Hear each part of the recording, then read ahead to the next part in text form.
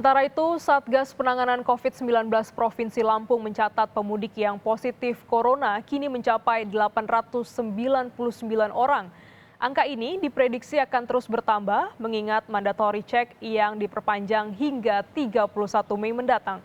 Satgas pun terus berkoordinasi dengan berbagai pihak untuk menyediakan tempat isolasi.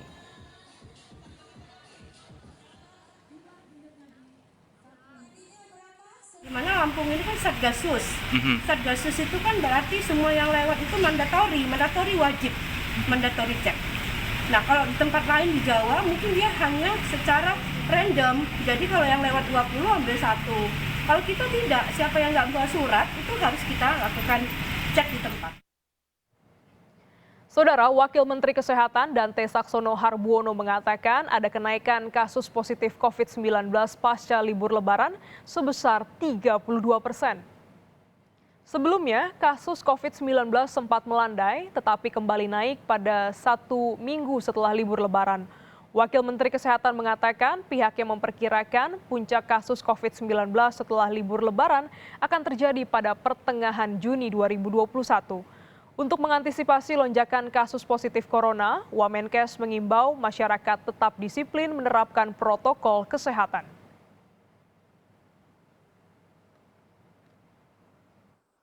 Dan kita melihat bahwa puncak kasus itu akan teramati kira-kira 6-7 minggu setelah puncak mobilitas penduduk. Ini dari hasil evaluasi analisis data yang kita kumpulkan berdasarkan pengalaman ketika liburan Muharram, 1 Muharram, ketika liburan Nataru, dan juga ketika liburan yang lainnya. Dengan begitu kita akan melihat pola ini akan berulang dan peningkatan kasus itu kalau kita lihat polanya akan teramati minggu ini. Mulai naik minggu ini 23 sampai 28 dan 6 sampai 7 minggu itu kira-kira akan mencapai puncak pada pertengahan Juni. Arus balik mudik memunculkan kekhawatiran angka kasus COVID-19 di ibu kota mengalami peningkatan. Namun Wakil Gubernur DKI Jakarta Riza Patria menyebut ketersediaan tempat tidur dan ruang ICU di sejumlah rumah sakit di Jakarta masih aman. Demi mencegah penyebaran corona, Wakil Gubernur meminta pemudik yang telah kembali untuk melapor ke RT setempat dan menjalani isolasi mandiri sebelum beraktivitas. Sementara untuk kegiatan halal bihalal dilakukan secara virtual, mengingat sudah ada kasus klaster corona di 1 RT di Ciracas, Jakarta Timur. Kita sudah minta bahwa kita melakukan silaturahmi Idul Fitri secara virtual, secara online, secara daring. Tidak perlu berkunjung ke satu rumah dan rumah lainnya. Untuk itu kita berharap ya dalam 1-2 minggu ke depan tidak ada peningkatan yang signifikan akibat libur panjang, akibat mudik, akibat silaturahmi, dan sebagainya. Peningkatan kasus COVID-19 di Jakarta dan sekitarnya terlihat dari penambahan pasien di Rumah Sakit Darurat Wisma Atlet Kemayoran. Menurut Kepala BNPB, sejak 18 Mei lalu rata-rata Wisma Atlet menerima 100 pasien baru per hari.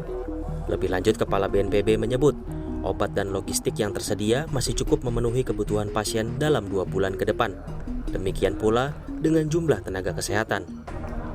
Pasca Lebaran ini kita mengidentifikasi sejak tanggal 18 sampai dengan hari ini, masuk ke 9 hari, ini memang terjadi peningkatan kasus positif.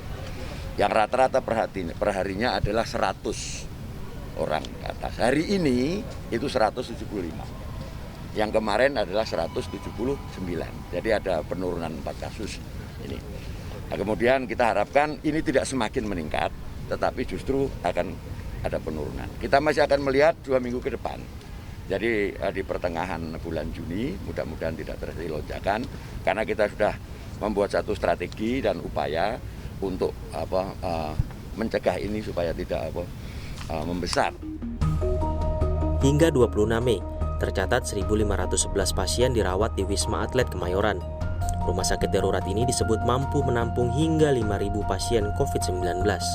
Untuk mengantisipasi lonjakan kasus COVID-19, Kepala BNPB menyebut pengetatan PPKM Mikro yang disertai disiplin penerapan protokol kesehatan perlu dilakukan. Tim Liputan Kompas TV.